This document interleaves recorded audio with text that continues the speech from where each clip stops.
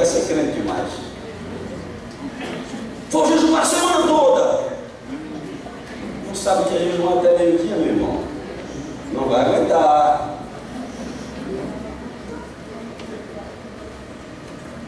Se o Senhor fizer isso, eu vou ver. Saul fez assim. Por causa desse voto maluco que Saul fez, quase que ele teria que matar o seu filho. Não fosse a intervenção do povo, ele teria que matar Jonatas. Porque não sabendo do voto, Jonatas provou o mel. E aí, quando foram consultar Deus, Deus não respondeu. E não respondeu exatamente porque alguém tinha quebrado o voto. E quando lançaram só, quem quebrou o voto foi o filho de Saul. E Saul disse: olha, Jonatas, infelizmente eu tenho que cumprir o voto. Jonatas morreria. O povo veio em socorro de Jonatas e não permitiu que ele morresse, porque pelas mãos dele, Deus tinha dado naquele dia um grande livramento a Israel.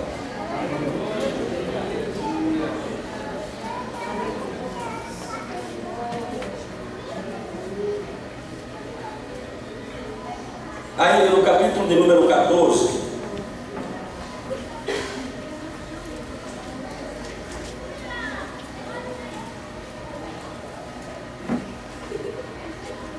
uma outra atitude é não saber se age ou se ora. Tinha um crente lá em Goiás, deu uma chuva de granizo tão pesada, naquelas telhas terríveis, faz um barulho ensurdecedor. O cidadão tem um medo terrível de chuva, e ele não sabia se vinha olhar a chuva. O que é que ele fazia? Quando uma rajada de vento muito forte e as pedras batiam no telhado, fazia aquele barulho, corria, oh meu Deus, ajoelhava, voltava para cá de novo, ia para lá ajoelhar. Aqui Saul não sabia se orava ou se agia. Veja o que diz a Bíblia.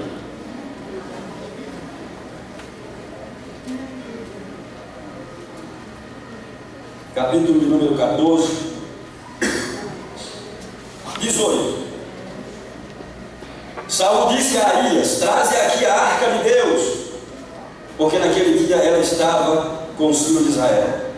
Então enquanto Saul falava ao sacerdote, o alvoroço que havia no arraial dos filisteus crescia mais e mais. Pelo que disse Saul ao sacerdote: desiste de trazer a arca. Decida, rei, se o senhor quer a arca ou não, se quer agir ou quer orar. Tem momento que é hora de agir, momento que é hora de orar. Mas o crente paraquinado fica sem saber se ora ou se age, e não faz nenhuma coisa e nem outra.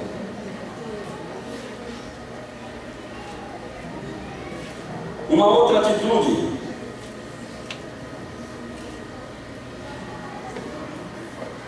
é se juntar ao inimigo. Já ouviram alguém dizer que quando não se pode, com mais forte se une a ele? Capítulo 14, versículo 21. Também com os filisteus dantes havia hebreus. Com os filisteus havia hebreus. Com os filisteus havia hebreus. Esses hebreus tinham se aliado aos filisteus. Ficaram com tanto medo do inimigo que preferiram se aliar a ele. Talvez seja esta a pior das atitudes. É quando a gente, com medo do problema, da dificuldade, das coisas ruins que surgiram, desvia-se da igreja. Desviar-se da igreja não é ficar neutro. Desviar-se da igreja é aliar-se ao inimigo. Sabe o que Jesus Cristo disse? Quem comigo não ajunta, espalha. Ou nós abraçamos a Cristo, ou nós empurramos ele. Ou nós beijamos a Jesus, ou nós cuspimos no seu rosto. Ou nós o amamos, ou nós o rejeitamos. Nessa questão, não tem lugar para ninguém em cima do muro. Aqui a gente se define, ou está com ele, ou está contra ele. Desviar-se é estar contra ele. Essa história de dizer, o meu filho desviou, mas ele é muito temente a Deus, coisa fiada, conversa fiada. Quem teme a Deus está aqui. Só precisa ouvir, pastor, meu marido ele é temente a Deus e não está na igreja. O temor a Deus consiste em afastar-se do mal. Quem teme a Deus ama o que Deus ama e odeia o que Deus odeia. Portanto, quem teme a Deus não pode estar afastado dele. Quem teme a Deus está aqui, na dificuldade, na luta, chorando, gemendo, mas aqui.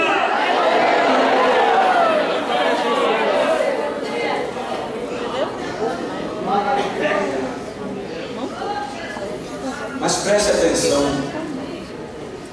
Eu começo a falar agora em meio a esta situação calamitosa de pessoas que fogem,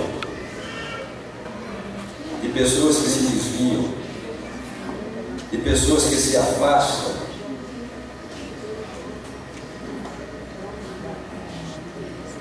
Um moço, um jovem, decidiu mudar as coisas.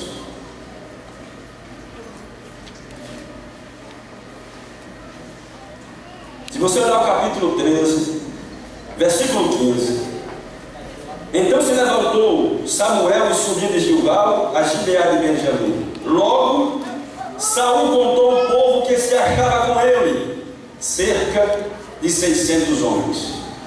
Antes haviam 2.000, agora 600. Cadê os 1.400? Dentro dos buracos, das cisternas, das covas, aliado com o inimigo, e outros foram embora. Só sobraram com Saul 600 que ainda estavam assim, ó, tremendo.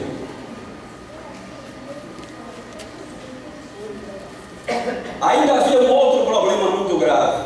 Capítulo 13, versículo 19 a seguir: ora, em toda a terra de Israel nenhum ferreiro se achava, porque os filisteus tinham dito para que os hebreus não façam espada nem lança. Pelo que todo Israel tinha de descer aos filisteus para molar a rédea do seu arado, e a sua enxada, e o seu machado, e a sua foice. Os filisteus cobravam dos israelitas 2/3 de um ciclo para molar os fios de suas rédeas, e das enxadas, e 1/3 de um ciclo para molar machados e agulhadas. Veja o versículo 22. Sucedeu que, no dia da peleja, não se achou nem espada, nem lança na mão de nenhum do povo que estava com Saul e com Jonatas. Porém, se acharam com Saul e com Jonatas, seu filho. Para que serve um exército sem arma?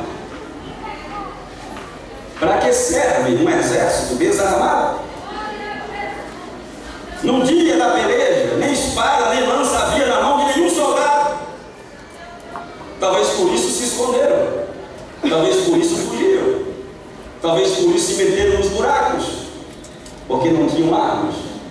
Digam comigo, crentes desarmados não tem outra alternativa senão fugir.